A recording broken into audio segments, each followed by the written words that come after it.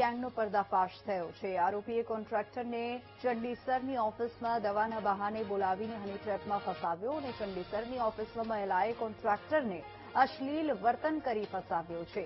અન્ય 3 વ્યક્તિએ આવીને કોન્ટ્રાક્ટર પાસેથી 5 લાખ પડાવ્યા અને કોન્ટ્રાક્ટરે અક્ષય ઉજેઠિયા, દાયા ભાગડિયા અને મહિલા સામે ફરિયાદ નોંધાવી છે। પોલીસે ગણતરીના કલાકમાં 2 આરોપીની ધરપકડ કરી છે અને કોર્ટે બંને આરોપીના 3 દિવસના રિમાન્ડ મંજૂર કર્યા છે।